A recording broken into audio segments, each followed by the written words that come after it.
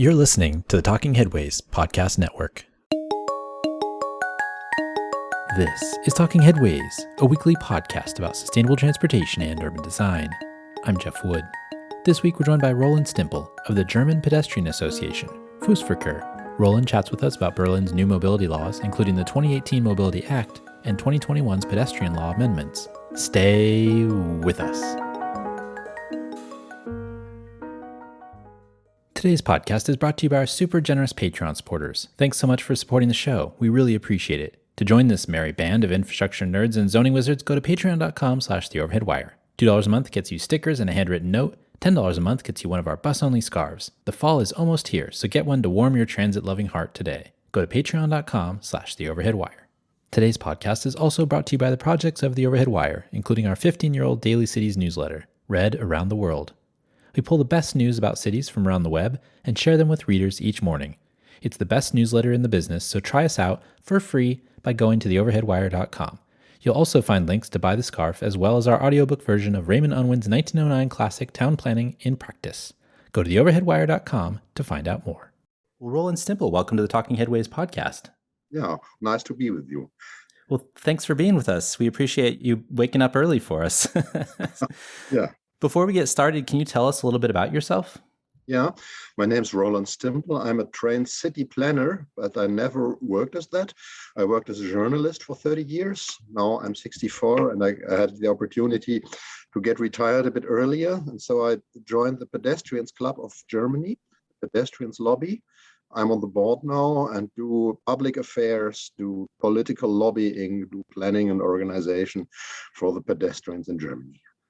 So you were trained as a planner, but then you ended up as a journalist. How does that happen?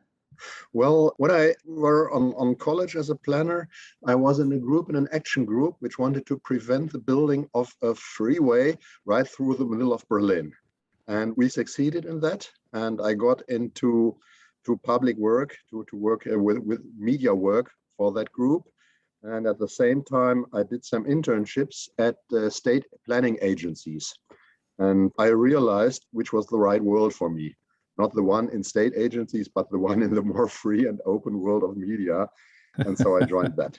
Well, so you must have seen a lot of, or paid attention closely to a lot of planning processes in Berlin's history. Anything else besides the freeway stop, stand out to you?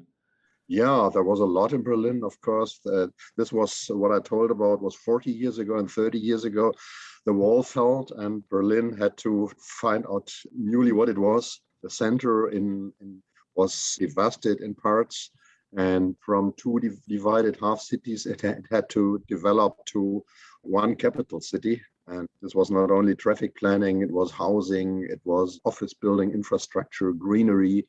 And now we're in the time of climate change where this gets more and more important.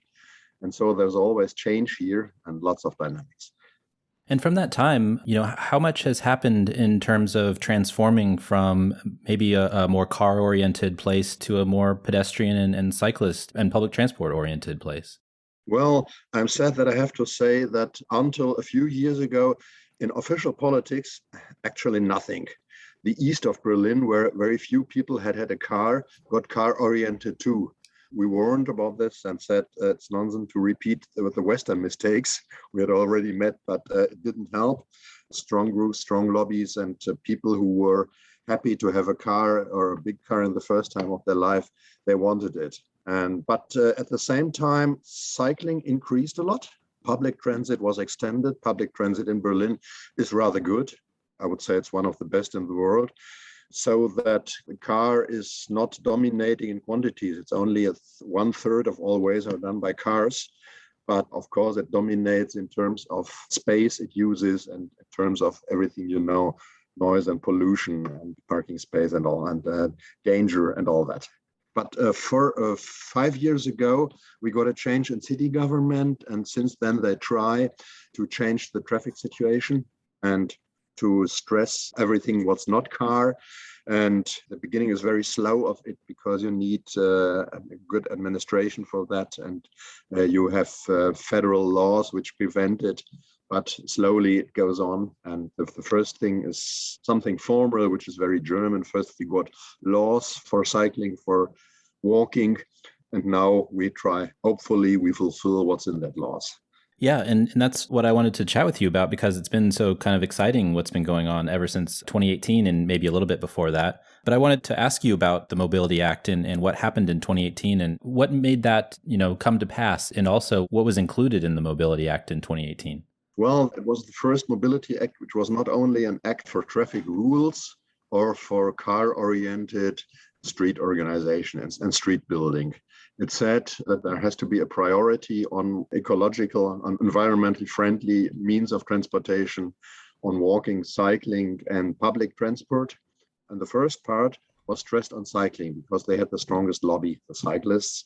And it said that many streets have to have good cycle walks, a real network of cycle walks, and the city has to be established.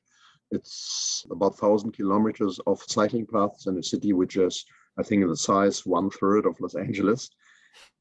But a few things have been really done since, because it lacks planners, it lacks funds.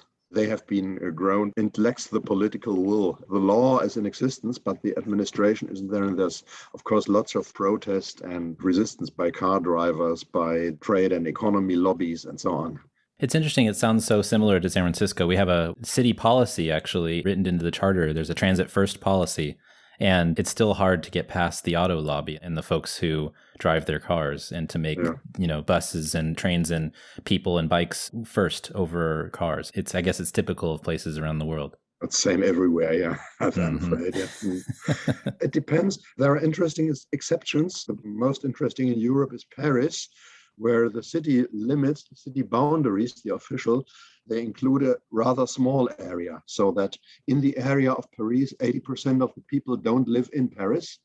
And the people in the inner city, most of them don't have cars, and they are not interested in car traffic. So they ban cars from many roads, or they establish speed limits and things like that. And the people in the suburbs, they are angry about it, but they can't do anything against it because they don't vote with the Paris mayor and the Paris council. That's interesting. I mean, I understood that generally, that there's a lot going on, and Mayor Hidalgo is doing a great job in Paris thinking about, getting more pedestrian traffic, more bike traffic, and cutting off cars from the Seine River and those types of things. But I didn't think about it geographically. I mean, I think that that's the case for a lot of places here in the US, at least, where you have a very kind of suburban constituency that rules over the urban constituency. And so if you don't have voters in that suburban constituency at all, it makes it easier to pass laws and rules. What is Berlin's constituency like? Like, what's the urban boundary that, the city controls and people vote within? Well, Berlin's very wide. The size of what's the community, the city of Berlin, is 9 times bigger than Paris. And so big parts of Berlin are suburban too. That influenced politics in Berlin. We had an election just 1 week ago, and there the suburban elites, they gave their votes and strengthened the politicians who are rather car-oriented, or say, you can solve all problems by cars and subways. Subways are so nice because they don't bother the cars on the surface. And you put the cyclists in side roads and you forget the pedestrians. So a very conservative politic. But this hasn't got a majority, but it's still influential in Berlin, this type of politics. Yeah, that's interesting. Yeah, so I guess it was Monday that the election happened, or was it on Sunday? It was on Sunday in Germany. It was on Sunday. You found out the results probably on Monday. A lot of people did. Yeah. When they woke up. Yeah. Was it a positive outcome generally? Well, it was mixed. So the radicals on the very right and on the very left, they were weakened. In my opinion, that's always nice. But in the center, you really don't know yet what kind of government will come out. There's the Social Democratic Party, who in traffic things is a bit conservative, and they may rule with the Greens or they may rule with the Conservatives. Everybody deals with everybody, and it's an interesting situation where the election is over, but in that type of parliament-oriented system where everybody can build a coalition with everybody nearly, afterwards you don't know yet what will be the result. Also, I saw the non-binding resolution on housing. That was an interesting result, too. I think that a lot of people here are watching to see how that comes out and how the housing situation is, because I know in California, housing is tight. Yeah. The governor just signed 27 bills about housing alone this week, and 2 bills before that were really important. And so we're watching closely what Berlin is doing specifically around housing. It's interesting to watch. Yeah.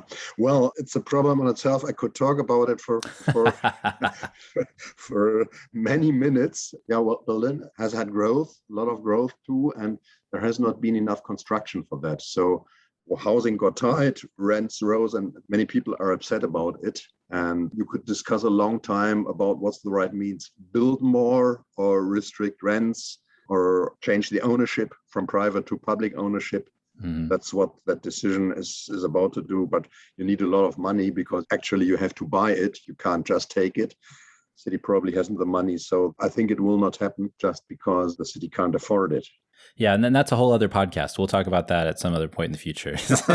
Housing is a big deal. We will take another hour. Yeah, sure. exactly. Yeah. Well, I'm curious about the Mobility Act. Before we get to the pedestrian stuff, I'm curious, was it mostly about safety? Was it about climate action? What were the kind of the driving forces behind it? So, of course, safety and making cycling more attractive was the drive behind about it. And more attractive means, what you said, fewer accidents, a better feeling of being safe, and fewer obstacles like parking cars on bikeways, like getting away the cycleways from congestions so that you can drive right through the next traffic light, whereas cars have to stand in long lines and wait, getting traffic lines different or put them away so that you can go right through and things like that. Getting more and better parking space for bicycles, which is a problem too, where you have a lot. If you have been to Amsterdam, they're all over. Yes. Yeah.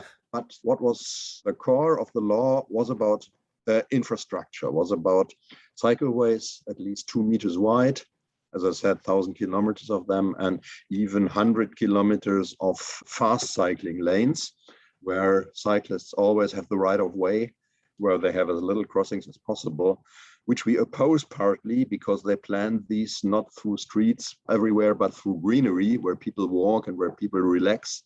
So this greenery, which is now a relaxation area, may get a traffic area, and trees and bushes would have to put away. And it's a problem there. Yeah. Cyclists want it for fast cycling and we oppose it. Yeah.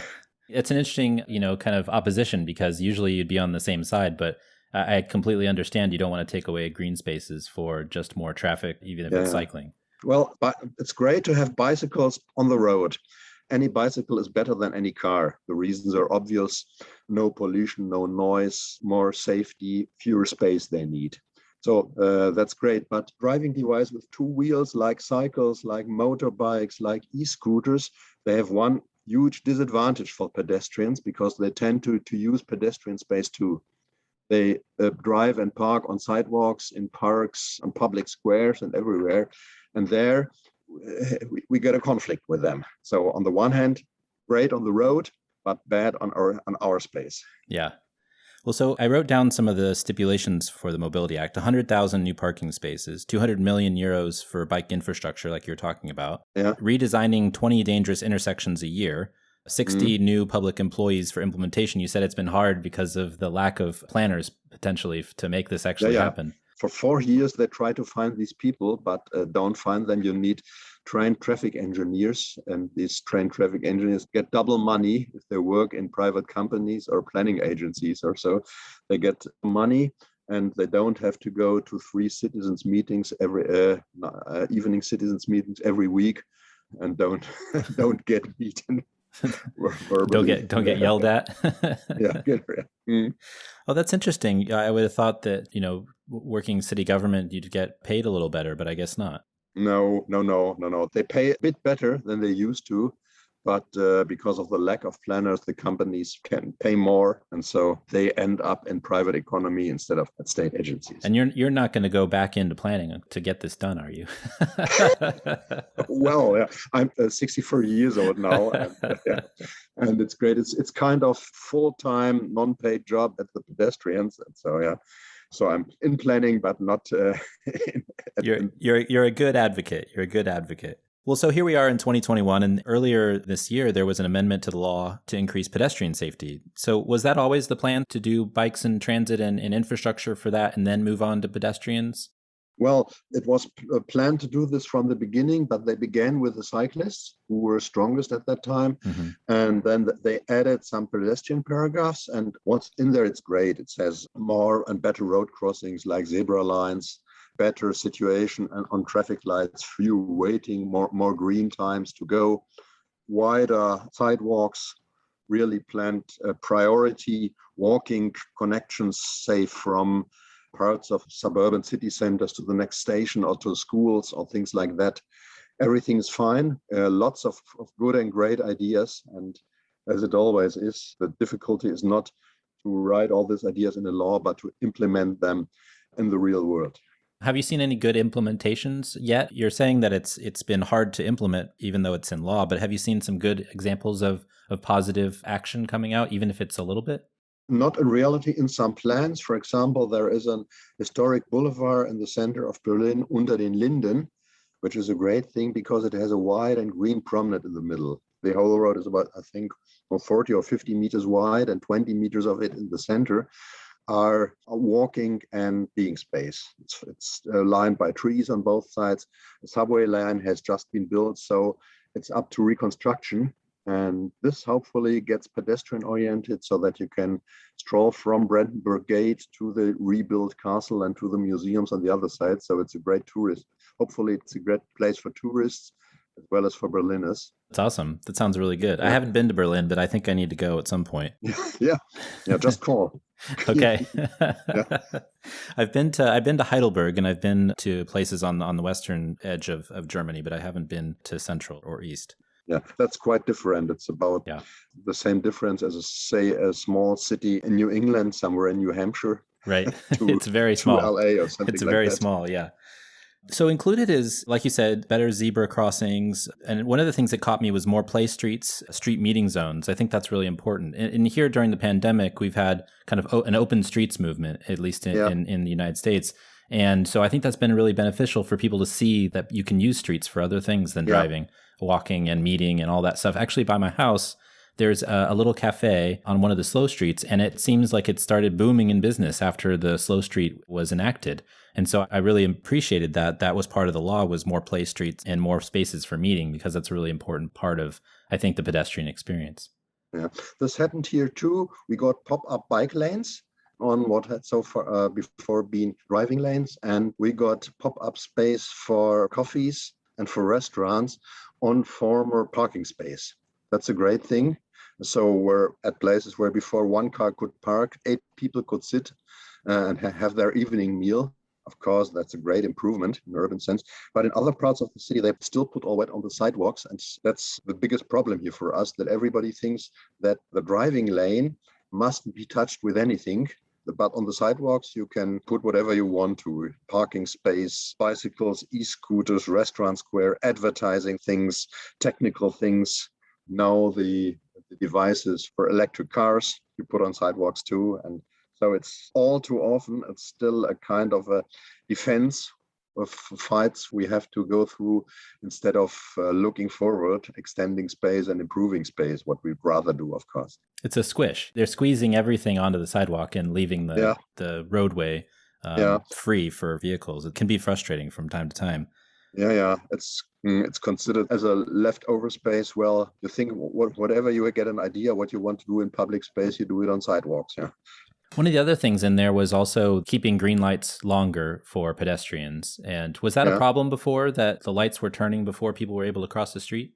Yeah, it's a huge problem. There is a technical rule which says 5 seconds of green light is enough. So then you have a little bit of added time when it's red again to reach the other side of the road. But of course, for old people, for people who have children with them, for handicapped people, that's always not enough. And it really gets dangerous because cars turning around, they get green at the same time, and they see you're still on the road and your traffic light is already red, and they think they're on the right to push you away from there. And traffic lights, in my opinion, are basically a bad thing. They're invented for efficient car traffic, and they're obstacles for cyclists and for pedestrians. And in as many places as possible, they should be replaced by zebra lines or by crossings which are extended where the whole crossing is not on the driveway level, but on the sidewalks level, and where everybody who drives has to go up a little bit, and where signs and pavements give the clear signal,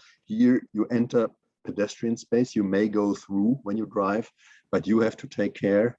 You have to do it in pedestrian space. You're not the chief here, but you're a guest, and you have to behave like that. Another thing I saw when I was looking up, some of the stuff where you've made comments, I found an article talking about a green arrow that was put next to red lights. And, we have right on red rules here in the US where basically car drivers, if they feel like there's nobody coming, you can turn right on red. Some places are actually outlawing that because it's a pedestrian danger. But I was amused by the green arrow next to a red light. It seems even more confusing than a right on red rule where it's red, but you have to think that but now there's a green arrow telling you maybe you can go. It's confusing. It would be confusing to me anyways. How is it there? It's got a strange history. This was invented in East Germany because in poor East Germany, they didn't have the means for electrical green lights, so they made them just on metal plates. And after the reunification, they saw in West Germany, oh, that's nice, that's interesting, we could try it too. It works badly.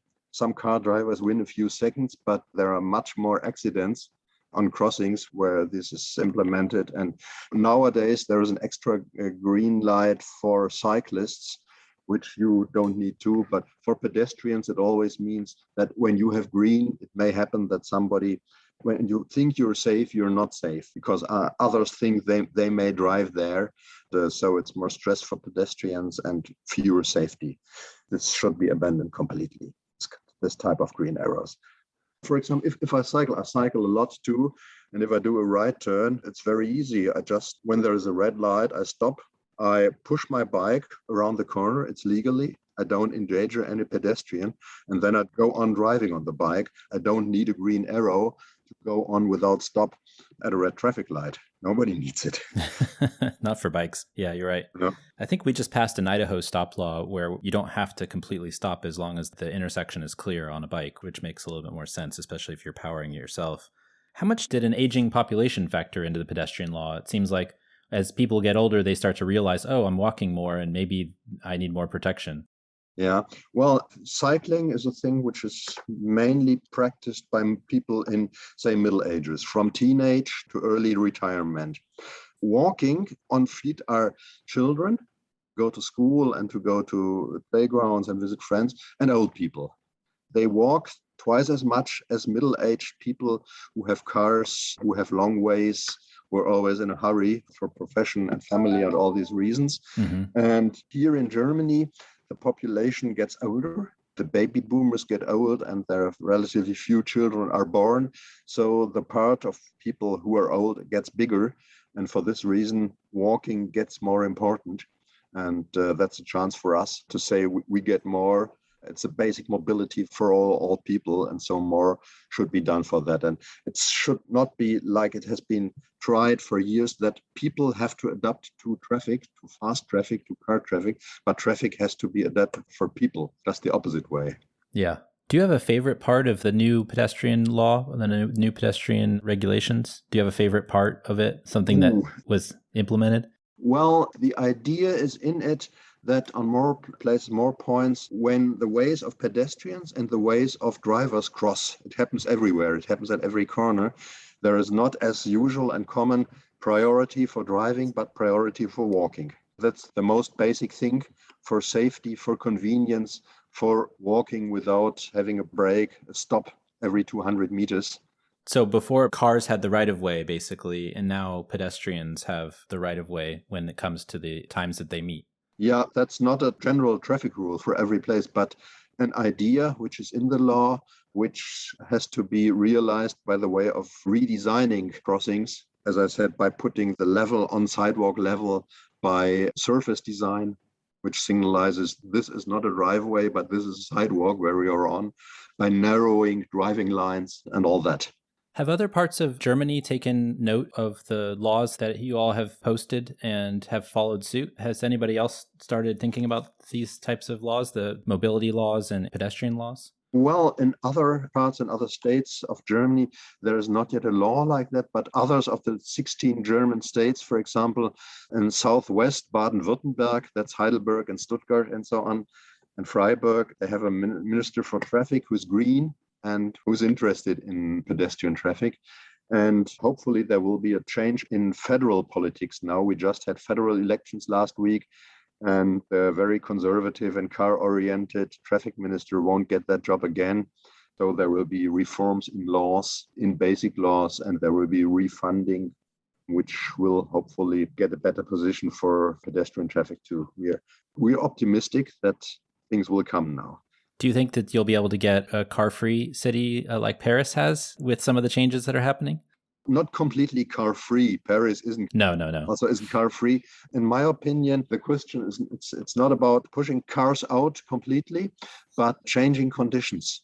So improving the conditions for every kind of movement which is not car, and why not worsening the conditions for car driving by having fewer parking spaces, by stricter speed limits, by fewer privileges and crossings, so that people realize that it's faster and cheaper and equally safe to use other means of transportation and to change their means of traffic by a voluntary decision and not by being forced. People, as you know, hate everything what says we this and that. Car driving, for example, in that area is prohibited. But if car driving is difficult, if it takes more time, if you are in congestions, if you don't find a parking space, you behave different. You know that from America, once I read studies from companies who moved from Los Angeles to New York, to Manhattan, in one or two cases. And in Los Angeles, of course, 90% of the employees had come by car. How else? And in New York, 90% of the employees, if not 100%, came by subway and by foot. How else? Yeah. So it's always the conditions and it's always the infrastructure which makes traffic behavior. And speaking of infrastructure, one of the things I noticed that you've said in the past too is thinking about kind of the little incremental changes rather than some of the bigger kind of infrastructure projects. And, making those small changes is really important. And after a while, they'll all add up to, a bigger change rather than maybe one or two projects that might seem big at the time, but they're not going to mean anything in terms of the overall change in behavior. That's absolutely true. So big single projects, they can only be symbolic. This can be important, like having a nice pedestrian mall zone in the city center or a promenade at the banks of the river or the sea. But basically, it's about looking at every intersection, at every block, everywhere where so far pedestrians have to stop and have to take care and have to wait for others. So every big city has 1,000 or 10,000 intersections. And that's the place where the traffic change really takes place, where it really happens. And nobody can go there and make a big party for opening a new huge pedestrian connection or so. Yeah, but you can celebrate 1,000 small parties every day there. We talk about that a lot here too, because I guess politicians like really big projects. And like you said, they get to cut the ribbon. But in the smaller projects, maybe a pothole or something like that getting fixed, it doesn't necessarily get a ribbon cutting. Maybe we should start. I know that one of my colleagues who's on the show with me often says we should have like little tiny ribbon cuttings for every project we do, or at least put them all in a big celebration so that we can celebrate the change that's happening. Yeah, at least, yeah, indeed we should. Yeah, we are just developing an app, a smartphone app, supported by the State Agency for Ecological Protection, and where you get an easy opportunity. You're somewhere on the road and you just mark bad or good situations, and you can mark the good situation, improvement, easy crossing or so. And when you see there are 20 easy crossings in one area, you just send this to the mayor and you say, you're a great guy. And this has to be published. Yeah, sure. That sounds good. Maybe also find some Pokemon.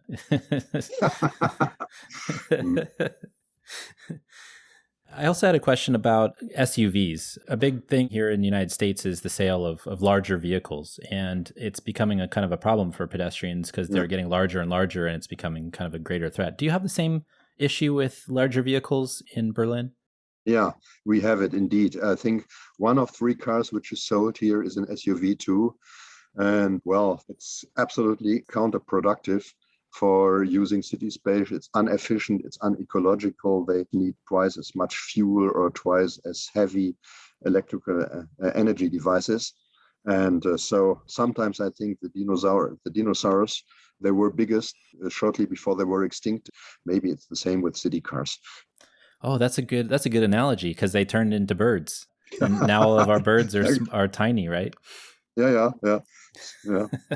The smaller and the more flexible survived. Yeah. Yeah, exactly. And I loved your analogy too, thinking about post-war cars were the same weight as Tesla batteries. I mean, that's an insane thought in itself. Yeah. That's a crazy thought, that just the battery itself is the same weight as a car was post-war.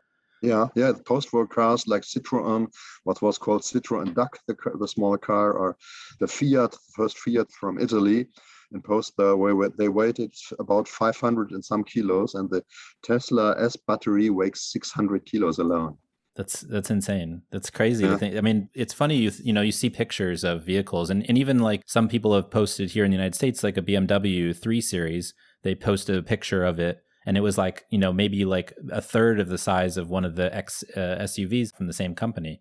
And so the size of the vehicles has changed, even though the person hasn't gotten, that much bigger. What we urgently need is absolutely the opposite. There are many ways, everyday ways, which can hardly be done by other means than by individual devices with an engine, which are from one suburb to other, say 10 or 20 miles. That's too far for cycling. And people wish convenience, where they wish the feeling of safety.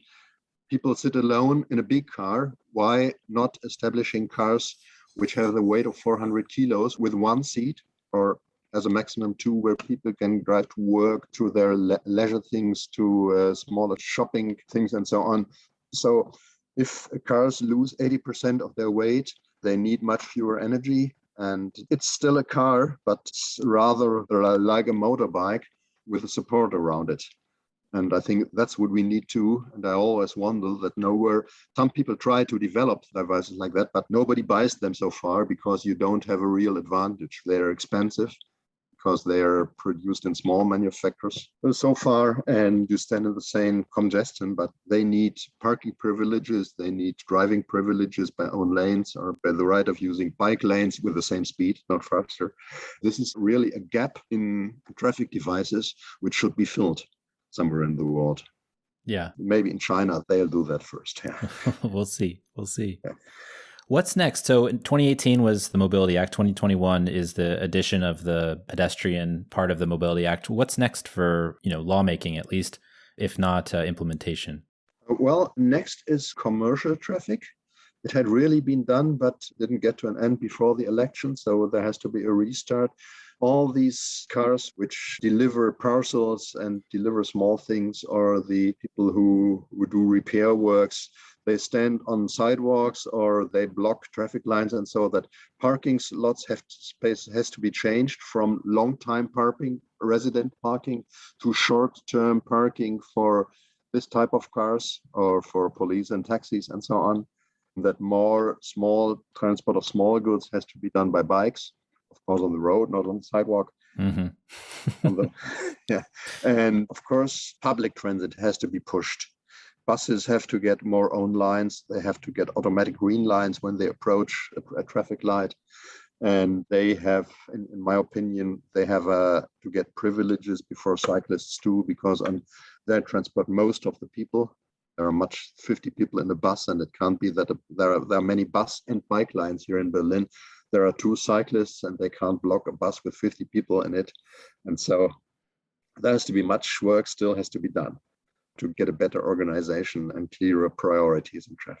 Yeah, I think that's a big thing. The delivery stuff that's happening, specifically the curb management that needs to happen. Yeah. People are working on it, but it's going to be complicated. I think, we're going to kind of clash heads based on who gets priority. And I hope it's the cyclists and the pedestrians, but we'll see how the powers that be agree with that. What's next for you all? What's next for your organization, and what are you all going to keep on pressing? Well, on the federal level, there will probably be a change in traffic rules, so that cities get more opportunities for stricter speed limits, 30 km/h, which is about 20 miles per hour, that they can implement zebra lines easier. In all big cities, the huge problem of e-scooters, which block sidewalks everywhere, which are driven on sidewalks everywhere. And here they say, These sharing devices, they have to be parked only on fixed places. There may be some parking place at every corner, every street corner, but they mustn't be parked everywhere where the drivers want. That doesn't improve mobility, but that blocks mobility and endangers mobility of pedestrians and others. And then my last question, obviously Berlin's very well known for the, forgive me if I say this wrong, but the Ampelmännchen. Did I say that That's wrong? Nice. Did I say it right? Yeah, good. Yeah. Well, yeah, it was a sign invented in East Germany too. And after reunification, people thought, well, that's nice to have it everywhere. And we got ample women too. And we got ample couples, hetero and homosexual as well. Yeah, that has brought some creativity. It's nice to watch it. It's not the serious and technically important part of traffic. But, well, it may make you happy. It may make you look at that to get some amusement. Yeah, nice. Yeah. It's kind of like it's smile inducing, right? Mm. You know, it's a different take on the green means go guy in the light. We appreciate that. Mm.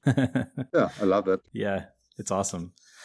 Well, where can folks find you online if they want to get more information about what you all are working on? Well, for alas, only in Germany, our website is www.fuss-evu.de. Awesome. Fuss e.V., sorry that it's only in Germany, but we work on better international connecting. There is a European Association of Pedestrian Organizations. And there is even a World Organization of Pedestrians. Look it up and you find information, not only about us, but about walking all over the world in English too. Well, I find also if you want to go to the site, usually Google Translate, you type in the URL and it'll translate all the stuff in there. So it helps out a lot. I go to a lot of different sites around the world trying to find out more information about good active transportation. So I appreciate your work and I appreciate you. Thank you for coming on the show, Roland. We really appreciate your time. Yeah, thank you, Jeffrey, and to you and to all your listeners. We wish many happy and good walks and strolls through San Francisco, up and downhill.